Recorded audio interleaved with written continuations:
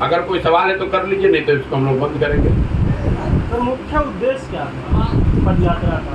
पदयात्रा का उद्देश्य ये है कि बिहार में जितनी समस्याओं की हम लोग चर्चा कर रहे हैं, जो मैं बता रहा हूँ, ये ज़्यादातर लोग समझते हैं, ज़्यादातर लोग तो ये भोग रहे हैं खुद, उनको पता है इन समस्याओं के बारे में। लेकिन जब बिहार में वोट होता है तो विकल्प के अभाव में ये लोग या लोगों की अपनी जो सोच है उसके तहत लोग फिर गलती करते हैं और जाति के आधार पर, धर्म के आधार पर, भारत पाकिस्तान के नाम पर या लालू जी के डर से भाजपा को और भाजपा के डर से लालू जी को वोट करते हैं। वो अपने बच्चों के शिक्षा के लिए वोट नहीं करते हैं। लोग यहाँ पर फैक्ट्री रोजगार के लिए वोट नहीं करते हैं। लोग यहाँ जमीन मिले, उस खेती किसानी कमाई वाला बने, इसके लिए वोट नहीं करते हैं। इसीलिए बिहार की ये दशा सुधर नहीं रही है। तो पदयात्रा का उद्देश्य है कि गांव-गांव जाया जाए और लोगों को बताया जाए कि अगर आप एक बेहतर बिहार बनाना चाहते हैं तो सबसे पहले जरूरी है कि आप अपने और अपने बच्चों की चिंता कीजिए। अगर आप अपने और अपने बच्चों की चिंता नहीं कीजिएगा तो किसी जाति, किसी धर्म, किसी विचारधारा का नेता और दल आपके बच्चों की चिंता नहीं करेगा।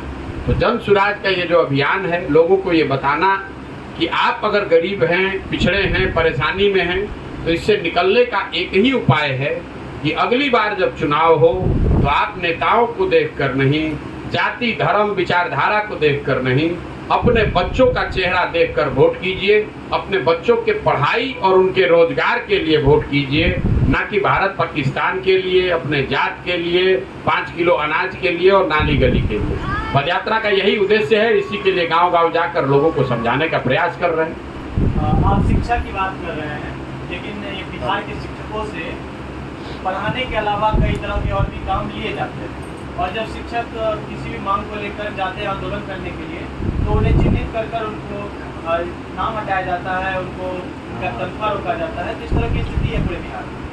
मेरे भाई, ऐसा है, मैंने आपको पहले बताया, शिक्षकों की गुणवत्ता वो एक महत्वपूर्ण पहलू है। लेकिन बिहार में शिक्षा व्यवस्था के ध्वस्त होने के पीछे सिर्फ शिक्षकों की गुणवत्ता नहीं है। आपने बताया कि शिक्षकों से दूसरा काम करा रहे हैं, इसलिए विद्यालय में पढ़ाई नहीं हो रही है। मान लीजिए कि 1 मिनट को आपकी बात मान लेते हैं। आप हमको ये बताइए कि पटना में साइंस कॉलेज में क्यों नहीं पढ़ाई हो रहा है? पटना कॉलेज में क्यों नहीं पढ़ाई हो रहा है? लंगट सिंह कॉलेज में क्यों नहीं पढ़ाई हो रहा है? सीएम साइंस कॉलेज में पढ़ाई क्यों नहीं हो रहा है? वहाँ के शिक्षक तो दूसरे काम में नहीं लगे हुए हैं। मूल बात आप समझिए, जो सरकार यहाँ है उसका शिक्षा उसके प्राथमिकताओं में है ही नहीं। वो जानते हैं कि अगर समाज अनपढ़ रहेगा तभी तो आप मजदूरी करने के नाम पर, कभी धर्म के नाम पर, जाति के नाम पर, आरक्षण के नाम पर वोट हमेशा देते रहेंगे।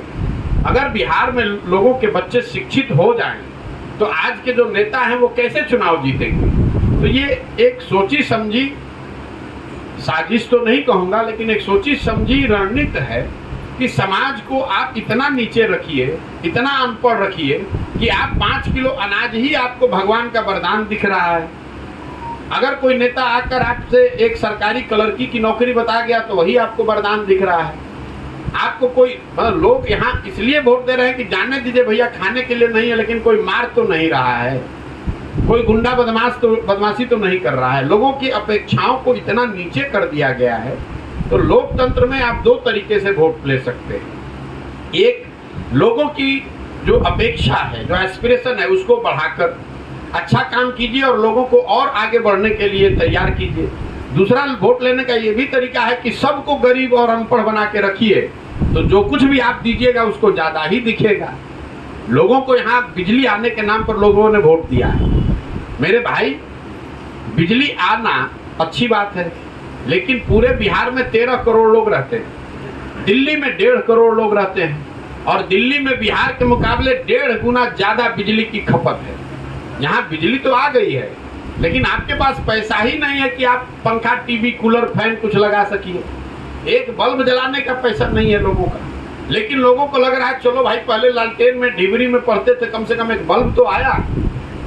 तो ये सरकार जो ये समाजवाद के नाम पर बिहार में गरीबी का बंटवारा हुआ है, समता मूलक समाज बनाना है तो लोगों को, सबको गरीब बना दीजिए तो बन गया समता मूलक।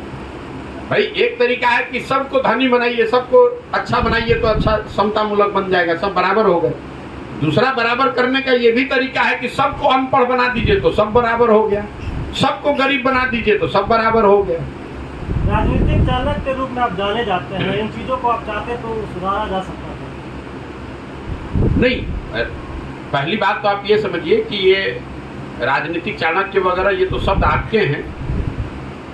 राजनीति से समाज नहीं सुधर सकता है, समाज राजनीति को सुधार सकता है, उल्टा नहीं है, आप उल्टा समझ रहे हैं। जो समाज सजग नहीं है, सचेत नहीं है, अपने बच्चों के लिए खड़ा नहीं है, वो अच्छी राजनीतिक व्यवस्था नहीं बना सकता है। मैं हर गांव में जाकर बता रहा हूं कि अगर आप 500 रुपया लेकर मुखिया जी को वोट दीजिएगा, मुर्गा भात खाकर मुखिया को वोट दीजिएगा, मुखिया के चुनाव में अगर आप 2 पाउच पीकर मुखिया के चुनाव में वोट कीजिएगा तो स्वाभाविक तौर पर जो नेता जीत कर आएगा, मुखिया बनेगा, वो चोरी ही करेगा, वो हरिश्चंद्र तो हो नहीं सकता है। तो अगर आप जाति के नाम पर, धर्म के नाम पर, मंदिर के नाम पर, हिंदू मुसलमान भारत पाकिस्तान के नाम पर वोट कीजिएगा, आप अपने बच्चों के पढ़ाई के लिए वोटे नहीं कीजिएगा, आप अपने फैक्ट्री रोजगार के लिए वोटे नहीं कीजिएगा, तो आपका दशा सुधरेगा कैसे? तो हम सुधार सकते थे कि नहीं? जब कोई, आज भी नहीं सुधार सकते, कोई एक व्यक्ति बिहार को नहीं सुधार सकता है जब तक बिहार के समाज में, लोगों के मन में ये चेतना नहीं जगेगी कि भाई हम लोग अगर नहीं सजग होंगे तो जिस गरीबी बदहाली में हम लोग जी रहे हैं, हम लोग की आने वाली पीढ़ी और बच्चों को भी इसी गरीबी और बदहाली में जीना पड़ेगा। तो जब तक समाज में वो चेतना नहीं आएगी तब तक बिहार को कोई सुधार नहीं सकता है। बेंगलोर में अभी विपक्षी दलों का मीटिंग हुआ था, लेकिन नीतीश कुमार जी प्रेस कॉन्फ्रेंस में शामिल नहीं। तो क्या लगता है कहीं ना कहीं नीतीश कुमार जी फिर से इस बार अपना पक्ष बदलने वाले हैं? अरे भैया जाइए नीतीश कुमार से पूछिए, नीतीश कुमार को खुद नहीं पता है कि वो कहाँ खड़े हैं। नीतीश कुमार जी को इतनी बार वो घूम गए कि उनको खुद, जब आप बहुत चक्कर लगा लेते हो तो आपको, आपका दिमाग चकराने लगता है। तो वही हाल नीतीश कुमार जी का है, उनको खुद नहीं पता है कि वो किस खेमे में खड़ा है, कहाँ खड़े हैं। कभी महागठबंधन में, कभी एनडीए में, फिर महागठबंधन में, फिर एनडीए में। तो भाई इसका क्या महत्व? कोई महत्व नहीं। बदलाव की बात कर रहे हैं, बेहतर समाज की बात कर रहे हैं, विकल्प में कौन है? क्या विकल्प? मेरे भाई, विकल्प समाज को बनाने दीजिए, आपको इतनी घबराहट क्यों है? जब बिहार की जनता जगेगी, बिहार की जनता सजग होगी, तब विकल्प बनेगा। विकल्प बनाने के बाद समाज को नहीं जगाया जाएगा। ये जो प्रयास है ये समाज को जगा, ताकत समाज के पास है, लोगों के पास है। लोग नेता बनाते हैं, लोग विकल्प बनाते हैं, विकल्प से लोग नहीं बनते। विकल्प बिहार में अगर नहीं है तो प्रयास हो रहा है, लोगों को खड़ा होने दीजिए, लोगों को समझने दीजिए। लोग अगर खड़े होंगे, बिहार में लोग बेवकूफ नहीं हैं, ये उनके समझ पर थोड़ी धूल पड़ गई होगी, लेकिन बिहार के लोग बेवकूफ नहीं हैं। यहाँ लोगों को और कुछ समझ हो चाहे नहीं, बिहार की गरीब जनता को राजनीतिक समझ तो बहुत अच्छी है। आप बिहार के किसी गांव में 4-5 बच्चों को बैठा दीजिए, नवयुवकों को बैठा दीजिए, उसको बिजनेस धंधा आए या ना आए, उसके पास पैसा, पढ़ाई हो चाहे नहीं, उसको राजनीति की अच्छी समझ है। तो ये जरूर बिहार में अभी हम लोग 30-40 साल से बुरे दौर से गुजर रहे हैं, लेकिन ये जो भूमि है ये तो ज्ञान की भूमि है। यहाँ देवताओं को भी आकर ज्ञान मिला है। देश भर में शासन व्यवस्था बिहार से चला है।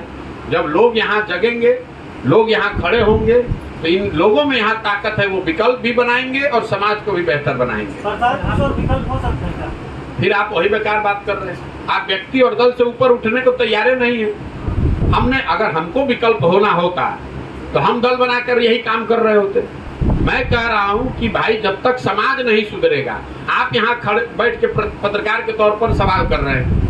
आपने बताया कि शिक्षा व्यवस्था खराब है, और आप ही जब बाहर जाइएगा तो वोट दीजिएगा हिंदू मुसलमान के नाम पर, जात के नाम पर, तो सुधरेगा कैसे? जब तक जो आप कह रहे हैं, जो आपकी समस्या है, उस पर आप वोट नहीं कीजिएगा, तब तक सुधार नहीं संभव है। जनता के पास विकल्प भी तो नहीं है। 30 से 40% जो बात किया, जो भ्रष्ट अधिकारी सब लेते हैं, उसमें भी सरकार का कुछ तो है। भाई जनता के पास विकल्प अगर नहीं है तो इसीलिए तो ये प्रयास किया जा रहा है कि जनता मिलकर विकल्प बनाए। अब स्वाभाविक तौर पर कोई चीज आप बनाने जाएंगे तो उसमें समय लग सकता है, आप थोड़ा धीरज रखिए। ये विकल्प बनाने का ही तो प्रयास है। शिक्षा, स्वास्थ्य और रोजगार को सुधारने के लिए आपके पास कोई रणनीति? सबसे पहली रणनीति है कि समाज शिक्षा, स्वास्थ्य, रोजगार पर वोट करना शुरू करे। अगर आप बिजली के लिए वोट करते हैं तो आपके घर बिजली आती है। अगर आप राम मंदिर के लिए वोट करते हैं तो अयोध्या में राम मंदिर बनता है। अगर आपने पुलवामा के लिए वोट किया है तो भारत पाकिस्तान की बात हो रही है। अगर आपने 5 किलो अनाज के लिए वोट किया है तो 1 किलो चोरी हो रहा है, फिर भी 4 किलो अनाज मिल रहा है। तो अगर बिहार में लोग शिक्षा, स्वास्थ्य, रोजगार के लिए वोट करेंगे तो बिहार में शिक्षा, स्वास्थ्य, रोजगार भी होगा।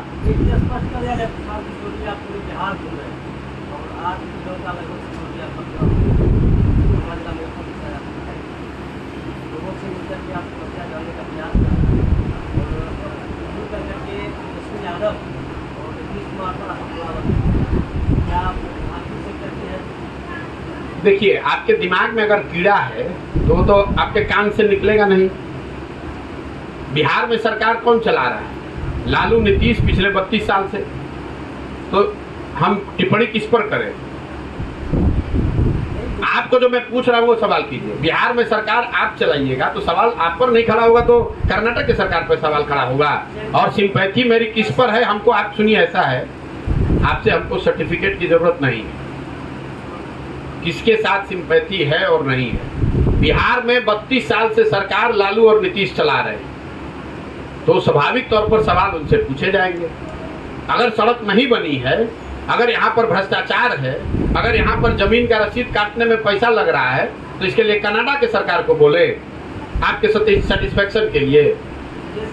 जनता से आपकी अपेक्षाएं क्या है? मेरी जनता से अपेक्षा बस इतनी है कि अगर आप अपने परेशानियों से बहुत दिनों से जूझ रहे हैं तो आप अपने और अपने बच्चों के भविष्य के लिए, उनके पढ़ाई के लिए और रोजगार के लिए वोट कीजिए। जिसको वोट करना है कीजिए, लेकिन वोट अपने बच्चों के लिए कीजिए, अपने बच्चों के पढ़ाई और रोजगार के लिए कीजिए। घर में बैठ के ये कहते रहने से कि बिहार में शिक्षा व्यवस्था ध्वस्त है, 5 वर्ष चर्चा कीजिएगा शिक्षा व्यवस्था का, और जब वोट देना होगा तो जाके अपने जात के नाम पर वोट दीजिएगा, तो शिक्षा व्यवस्था नहीं सुधर सकती है। लोकतंत्र में किस बात के लिए आप वोट देते हैं इसका महत्व है। वोट किसको देते हैं आप लोग चर्चा इस पर कर रहे हैं, उसका कोई महत्व ही नहीं है। वोट आप किसी को दीजिए, लेकिन वोट सही कारण के लिए दीजिए। आपने बिजली के लिए अगर नीतीश को वोट दिया तो बिजली आई, अगर आपने अनाज के लिए मोदी को वोट दिया तो अनाज आया। वोट आप किसी को दीजिए, लेकिन जिस वजह से वोट दीजिएगा वो जरूरी है, वो बताने का प्रयास है। बिहार के विकास के लिए या विकास के न होने के लिए सबसे पहले आप और हम और बिहार की जनता जिम्मेवार है। ये आप पत्रकारिता जो अभी नया कितने दिन से कर रहे हैं हमको पता नहीं है, बिहार की बदहाली के लिए हम और आप जिम्मेवार हैं। सरकार चाहे केंद्र में बने या राज्य में बने, चुना हम लोगों ने है, वोट हमने दिया है। एक आदमी जहां पर काम नहीं हो रहा है वही विधायक 3-3, 4-4 बार से जीत भी रहा है, तो दोष केंद्र और राज्य का क्यों है? जिस विधायक को आप गाली दे रहे हैं कि काम नहीं कर रहा है, उसी विधायक को जात के नाम पर वोट दे रहे हैं, उसी नेता को धर्म के नाम पर वोट दे रहे हैं। तो गलती आपकी है और आप जैसे लोगों की है, जो कि कोई जिसको सवाल नहीं करना है, जिसको इसका उत्तर नहीं चाहिए, उसको यहाँ समाज को बेवकूफ बना के रखना है।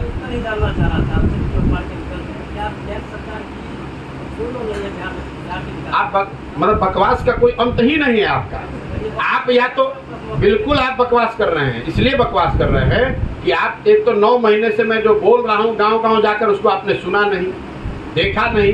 मैंने आपके पत्रकार वार्ता में भी शुरुआत की 4 केंद्र सरकार की योजनाओं से, उस समय आप दिमाग रखे थे ताला बंद करके। आप पत्रकार सुनिए, आप पत्रकार वार्ता में आए हैं घर से ही सोच के कि हमको यही सवाल पूछना है। हमने केंद्र, यहाँ इतने लोग बैठे हुए हैं, हमने राज्य सरकार से पहले केंद्र सरकार की 4 योजनाओं की चर्चा की कि नहीं की? आपको तो वो भी नहीं मालूम है कि कई गो केंद्र सरकार का योजना चल रहा है, लेकिन भाषणबाजी करने की आदत है। यहाँ पर जो स्थिति है, नेता और समाज जितना जो बड़ा बेवकूफ है वही यहाँ पर बड़ा दिखता है। शर्ट के ऊपर गंजी पहन लिया तो उसको आप जैसे लोग बताते हैं कि यही जमीनी नेता है। नेता होने का मतलब यहाँ ये है कि उसको भाषा का ज्ञान ना हो, वो अनपढ़ आदमी हो, वो बदमाश हो, उसको समझ किसी चीज़ की ना हो, उसी को आप लोग नेता बनाते हैं। और वही काम यहाँ के लोगों का है। सवाल भी आप वही कीजिएगा। कोई नेता आएगा तो उससे वो सवाल नहीं कीजिएगा। केंद्र के यहाँ पर जो MP जीत कर आए हैं, आप तो यही पत्रकारिता करते हैं ना। जरा एक बार हमको दिखाइए कि कितना बार आपका दम है कि आपने नित्यानंद राय से पूछा हो कि आपने कुछ किया है यहाँ। आप वो नहीं पूछिएगा। प्रशांत किशोर केंद्र सरकार के लिए क्या कर रहे हैं, हम क्या कर रहे हैं छोड़िए ना। हम तो आपसे वोट नहीं ना मांगने आए हैं, पार्टी नहीं ना बनाए हैं। हम ये कह रहे हैं कि समाज में बेहतरी हो, समाज में बेहतर समझ हो, उसके लिए अपना साधन व्यवस्था लगाकर, अपना शरीर खपाकर गांव-गांव घूम रहे हैं। और आप बैठ के यहाँ पर चौधराहट कीजिएगा और हमको ज्ञान दीजिएगा। आपको दम है किसी केंद्र सरकार के मंत्री को, किसी MP को एक सवाल पूछने का? चलिए, हम आपसे उलझना नहीं चाहते हैं, आप बड़े पत्रकार हैं, इसलिए सर मेरा सवाल है, अगर पत्रकार की तरह सवाल कीजिए, एजेंडा मत लेकर आइए। अरे भैया, हम जवाब कोई पत्रकार ऐसा है नहीं मेरे बंधु इस देश में जो कि हम जिसके सवाल से हम कतरा जाएं। अभी आप पत्रकारिता शुरू कर रहे हैं इस देश में 10 वर्ष आप, क्योंकि उसका जवाब हम आपको दे चुके हैं। अरे मेरे भाई, हम पूछिए। इतने दिनों से घूम रहे हैं, बदलाव लोगों में आ रहा है।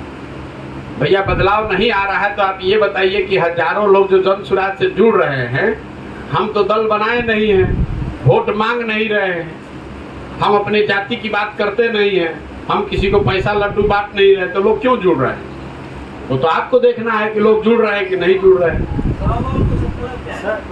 अगर ये बदलाव हुआ तो बदलाव के लिए कोई ऐसा चेहरा भी तो देखिए, नहीं तो पुराने जो चेहरे हैं। चेहरा ऐसा है कि समाज में वो ताकत है जिसको आप आज चेहरा मानते हैं, उसको चेहरा किसने बनाया है? बिहार के लोगों ने बनाया है। तो बिहार के लोगों को तय करने दीजिए ना। दिक्कत ये है कि आपको इतनी हड़बड़ी है, हमसे ज्यादा हड़बड़ी बिहार के पत्रकारों को है कि कल आपको ब्रेकिंग न्यूज चाहिए। अगर हम 7 जिले चलने में हमको साल भर लगा है, तो अभी तो 2/3 बिहार बाकी है। हमको घूमने दीजिए, हमको देखने दीजिए। हम अपने जीवन का 2 साल 3 साल लगाना चाहते हैं, तो आपको क्या घबराहट है? हम तो कहे नहीं कि हमारा चुनाव में क्या होगा। हमारे चुनाव की चिंता आप क्यों कर रहे हैं भाई? और जितनी समझ आप लोगों को राजनीति की है, आप लोग बहुत ज्यादा ज्ञानी हैं, थोड़ी बहुत राजनीति और चुनाव की समझ तो हमको भी होगी। 287 दिन आप घूमे हैं सर। आज जो आपका ये 5 मार्च से चालू हुआ था, पद यात्रा जब चालू हुआ था, अभी हम यही जानना चाहेंगे, अभी कोई चेहरा जो पुराने हैं पुराने, अभी नया चेहरा हम देखें आपको? बिल्कुल मत देखिए, हम चेहरा है ही नहीं, हमारा चेहरा कहीं लगा हुआ इसमें?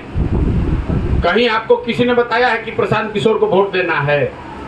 प्रशांत किशोर इसके नेता है, कहीं कहा गया है? आप इतने बड़े कैंप में कहीं एक फोटो भी मेरा दिखाइए, कहीं लगा हुआ है? हम आपको बस इतना ही कह रहे हैं गांव-गांव जाकर कि आप अपने बच्चों को चेहरा बनाइए, अपने बच्चों के चेहरा पर वोट दीजिए, नेताओं का चेहरा देखकर वोट मत दीजिए। समझ में आए तो बहुत अच्छा है, ना समझ में आए तो जैसे भोग रहे हैं भोगिए।